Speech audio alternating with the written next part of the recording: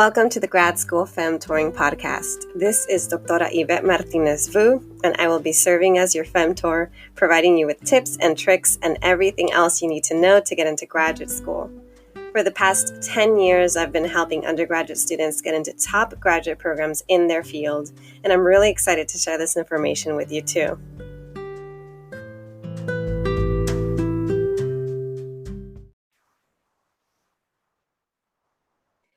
Hi, everyone.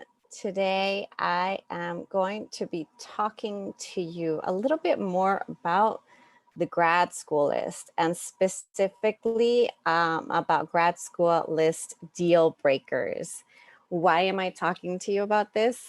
Because I think of this as an extension to the conversation that I've had before on how to create a grad school list.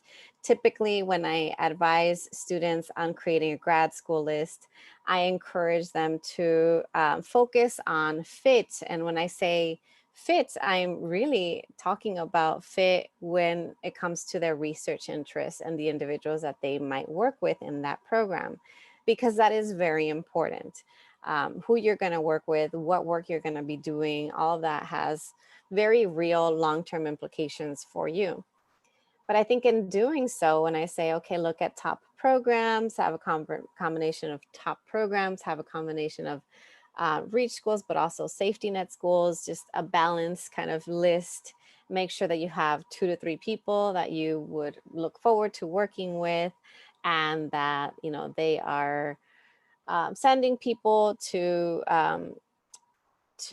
jobs or academic opportunities, like career opportunities that are in line with you. All of that is great. All of that is very, very important. But I think one thing that I was missing are some of the hidden factors that might impact your ability to thrive in grad school.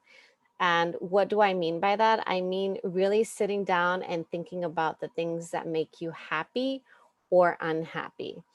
And I mention this a lot in my conversations because I'm a California girl and I have a lot of California listeners. So one very obvious example of a potential deal breaker for you, if you are from Southern California, is weather. Weather might be a deal breaker for you. Weather might make you unhappy. Certain types of weather, particularly very cold weather. Maybe you've never actually been in the snow.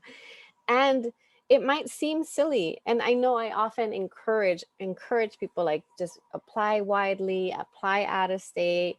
The more options, the better. Oftentimes it's a numbers game. Yes, that is true. But at the end of the day, if you were to get admitted to everywhere that you apply to and you think about your options, is weather going to be a big factor? Is it going to be something that is going to stress you so much to the point that, you physically don't feel capable of like getting from point A to point B in certain weather and certain conditions? You see what I mean? And so I cannot identify for you what your deal breakers are. I referenced and hinted at this at a previous episode too, about sitting and thinking about deal breakers. But right now I really want you to think about, well, what conditions, what settings, circumstances make you happy? Do you like being in a really big campus that's booming with lots of things to do, lots of resources? Or do you prefer smaller, more intimate spaces, more smaller towns, more kind of slower environment, slower pace of life?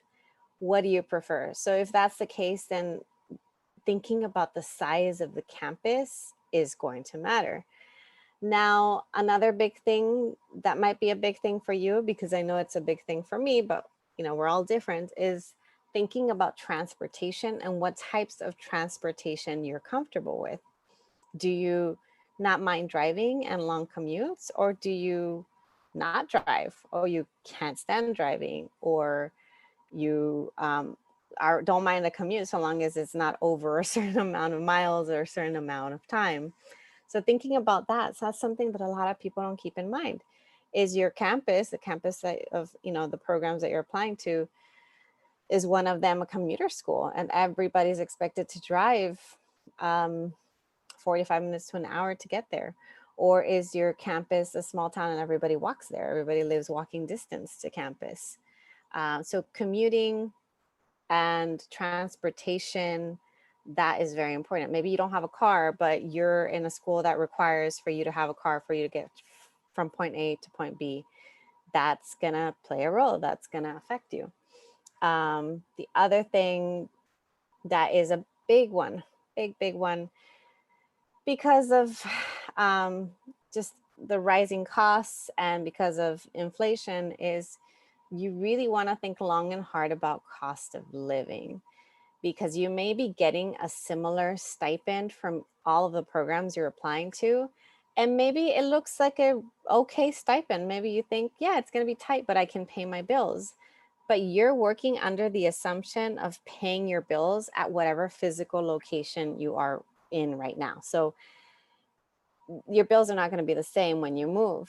And that's why it's important to create a budget for at least your top 3 schools, or you can wait. You can wait until you've been admitted to certain programs, but keep in mind cost of living in the back of your head, because living, if NYU or Columbia are on your list, living in New York, very, very different from living at Ohio State. Living in Ohio, cost of living is substantially lower. Living in San Francisco is very, very different than living in San Antonio, Texas. You see what I mean? So cost of living in certain states, or even among states in certain cities within each states, very vastly different. And you want to keep that in mind. Would you want to prioritize living in a place with a lower cost of living? Or do you think that location is so important for you that you're willing to sacrifice that and to pick up extra jobs or take out an extra loan to be able to live in a place that you know that's going to help you kind of be your best? So that's another one. Now, big one, and I think that a lot of us keep this in mind already, especially if you're a person of color, especially if you have multiple kind of marginalized identities, is the diversity and the demographics of the area are important. And for some of y'all, maybe you're first gen, but you're a white person and you don't have to worry. You're like, oh, I'm relatively comfortable anywhere I am, because you've never really had to worry about race before. But for some of us, we know what it's like to feel like the oddball out. We know what it's like to have to deal with racism, to have to deal with different types of discrimination. And to be frank about it, to feel unsafe in spaces, to feel threatened in spaces. So if that's a huge concern for you, which I think it probably is, you want to take a look at the ethnic demographics of the school. And sometimes some schools they're great. Like they might have really wonderful programs and the program has really amazing faculty, but as soon as you step foot outside of that campus, you could potentially, like, your life could potentially be threatened, or you just know your mental health's not going to be doing very well in that area. Then that's something to keep in mind. And maybe, unfortunately, even though that's a great program, you might not want to go there. Another thing that comes up a lot is the topic of having a life outside of grad school. What will your life look like outside of that program? What types of things are there to do? What types of communities are there? What is the culture like in that area? That's something to keep in mind, because you're going to be living there for 4, 5, 6, 7, 8 years of your life. And that's a long time. And you are a whole person outside of just being a student. And so that matters too. Another thing I want to bring up that I don't think a lot of people think about until it becomes an issue is the topic of healthcare. You want, let me just state this. Not all universities have equitable access to healthcare resources. Not all graduate schools have the same types of health insurance. Not all graduate schools offer the same healthcare fees. And not all graduate schools cover you and family members. And even if they do, they might have vastly different rates to add family members to your coverage. So why do I mention this? I mention this because, some folks take their health for granted because maybe they've never had any major health issues before. But again, life, I hate to be the bearer of bad news, and some folks might even say I'm being pessimistic right now, but life does happen in grad school, and hopefully nothing were to happen for you. Let's, hope and pray that nothing terrible happens. You don't develop any types of illnesses. But in case you do, it's good to have healthcare that's going to cover you, that's not going to cost you an arm and a leg, and to not have to stress out over that. It's one less thing for you to stress about. And if you have dependents, if you are a parent, student parent, you want to know that you'll be able to afford health insurance for you and your kids, or you and your spouse, or partner, etc. And so that's something you want to keep in mind. You can ask about healthcare fees. You can ask what it would cost to add a dependent. You can ask what types of benefits are included. Does it include dental? Does it include vision? Does it include access to mental health support services? All of that matters, is important. It's okay to ask. And if you don't feel comfortable asking a staff member there, well, first, if you don't feel comfortable asking a professor, you could always ask a staff member. If you don't feel comfortable asking a staff member, you can always ask a graduate student. And at some point, whether you're looking through a website or contacting an individual, you will get that information. I just don't want you to be in the position where you have accepted a program, you arrive there, and then you realize, oh my goodness, healthcare costs $400 a month. That's like a huge portion of my stipend. That's a lot of money. $400 is a lot of money to be paying every month on health insurance. Or if it's something else, you just realize, oh, I have access to healthcare, but it's going to cost me so much just to get this done or that done. So keep that in mind, healthcare. There are a lot of other factors, I think, that could potentially be deal breakers for you. But in terms of some of the big ones that have come up for me and for my students and for people that I've worked with, those are some of the major ones.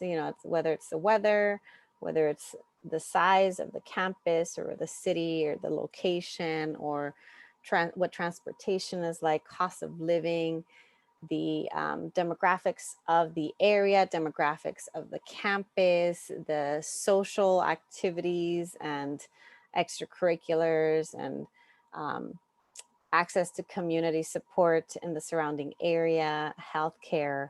All those things should be enough to get you started on determining, again, what are your deal breakers? What are the things that help make you happy, help bring you joy, and hopefully that'll get you one step closer to identifying a program where you can thrive. Thanks so much. That's all I'm going to say for today. And I hope that you all have a good rest of the week. I'll talk to you all later.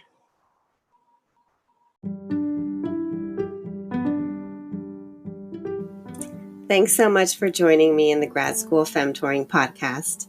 If you liked what you heard, please rate this podcast on iTunes, Spotify, or anywhere you tune in. You can also support the podcast by donating to my Patreon page, Anchor page, or Venmo account, which is at Grad School Femtoring. If you have questions or episode topics, you can contact me by sending me a DM on Instagram, sending me an email to gradschoolfemtoring@gmail.com, sending me a voice message on Anchor, or sending me a message via my personal website at YvetteMartinezvu.com. Until next time.